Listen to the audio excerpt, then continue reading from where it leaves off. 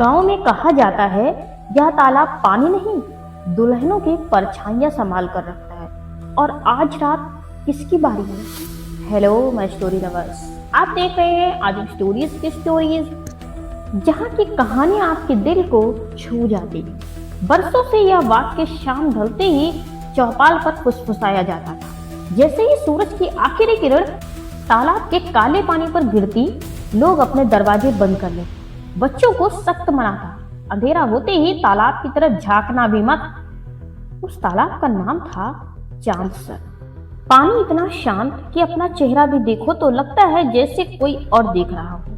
गांव में यह कहानी सिर्फ कहानी नहीं थी, डर भी था, क्योंकि हर 10 साल में सचमुच एक लड़की गायब हो जाती थी। 10 साल पहले राधा, उससे 10 साल पहले गौरी, उससे पहले कमला। तीनों की शादी तय हुई थी, तीनों के हाथों में मेहंदी लगी थी, और उसके बाद तीनों की लाश कभी नहीं मिली। इस साल गांव में फिर एक शादी तय हुई थी, नैना की।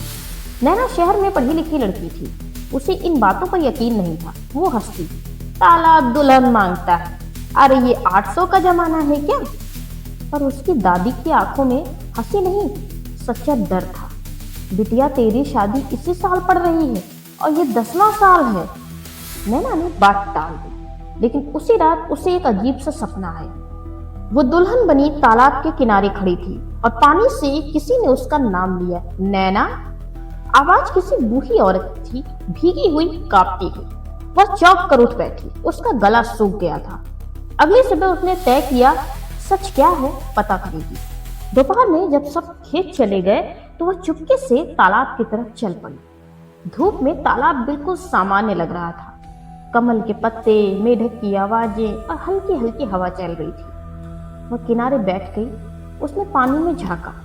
पहले तो उसे अपना चेहरा देखा, फिर उसने पीछे किसी और का चेहरा देखा। उसने तुरंत पलट कर देखा, लेकिन वहां कोई नहीं था। दोबारा पानी में देखा तो अब सिर्फ उसका चेहरा था। नैना के शरीर में सिहरन दौड़ गई। उसी समय उसे तालाब के पीछे की झाड़ियों में एक टूटी फूटी सी झोपड़ी दिखाई दी। शायद उसने पहले कभी ध्यान नहीं दिया था। वह वहां पहुंची। अंदर बहुत पुराने कपड़े, कुछ बर्तन और दीवार पर टंगी थी 3 तस्वीरें, राधा, गौरी और कमला। तीनों दुल्हन के जोड़े में थी। नैना का दिल धड़कने लगा, ये तस्वीरें यहाँ कैसे? तभी पीछे से आवाज आई, तू भी देखने आ गई? वह पलटी। एक बहुत बूढ़ी सी औरत खड़ी थी, सफेद बाल, झुर्रियों से भरा चेहरा और लाल आंखें। आप कौन? नैना ने पूछा। मैं चौथी दुल्हन हूं। नैना के पैरों तले जमीन के सक गई। पर गांव में तो 3 ही। बूढ़ी औरत हंसी, सूखी और भयानक हंसी के साथ। 3 जिनकी बची कहानी है, बाकी जिनका नाम भी मिटा दिया गया। नैना ने कांपते हुए पूछा, सच क्या है? बूढ़ी औरत ने तालाब की ओर देखा और फिर धीमे धीमे बोलना शुरू किया। तालाब दुल्हन नहीं मांगता, गांव मांगता है। नैना समझ नहीं पाई। हर 10 साल में जब गांव में सूखा पड़ता है, बीमारी फैलती है, फसल बर्बाद होती है, लोग किसी एक लड़की को दोष देते हैं। कहते हैं अरे ये अपशकुनी है, और फिर उसे दुल्हन बनाकर रात में तालाब में ढकेल देते हैं। कहते हैं तालाब ने दुल्हन ले ली। ये सब सुनकर नैना के तो रोंगटे खड़े हो गए। राधा ने शादी से मना किया था, गौरी शहर भागना चाहती थी, और कमला ने दहेज देने से मना किया था। नैना के दिमाग में जैसे बिजली कौंधी। और आप? बूढ़ी औरत की आंखें भर आई।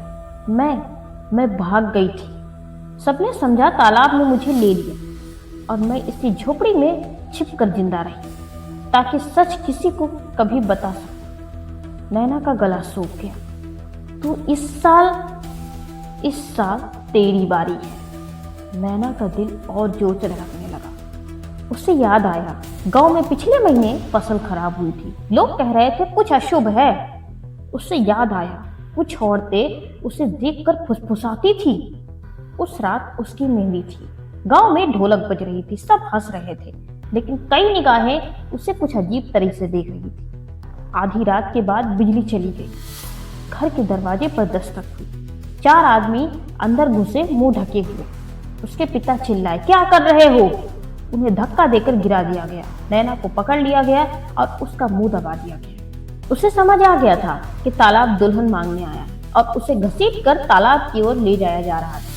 तभी अचानक अंधेरे में एक आवाज गूंजी, रुको! वही बूढ़ी औरत, उसके हाथ में थी लालटेन। आज तालाब दुल्हन नहीं लेगा, सच लेगा। उसने जोर से चिल्लाना शुरू किया। शोर सुनकर कुछ लोग और आ गए। बूढ़ी औरत ने सबके सामने सच बोल दिया, नाम लेकर बताया किसने किसे धक्का दिया था, कब, क्यों। कुछ बूढ़ों के चेहरे सफेद पड़ गए। भीड़ में खुसर फुसर होने लगी। पहली बार तालाब के सामने सच बोला जा रहा था। नैना भी चीख कर बोली, तालाब नहीं, तुम लोग हत्यारे हो। लोगों की आंखों में डर अब तालाब का नहीं, अपने ही किए का था। सुबह तक पुलिस आ गई, कई लोग पकड़े गए। गांव में पहली बार तालाब शांत नहीं, शर्मिंदा लग रहा था। कुछ दिन बाद नैना फिर तालाब किनारे गई, पानी में झांका। इस बार सिर्फ उसका चेहरा था, कोई और नहीं। हल्की हवा थी, कमल के पत्ते हिल रहे थे और उसे लगा शायद आज 10 साल में पहली बार तालाब ने किसी दुल्हन को नहीं, सच को अपने अंदर डुबा दिया। लेकिन जाते जाते उसे पानी में एक हल्की सी लहर दिखी, जैसे कोई बूढ़ी आवाज फिर से फुसफुसा रही हो। लेकिन अगली बार अगर लोग फिर से डर को सच मान ले तो क्या तालाब फिर दुल्हन मांगने लगेगा?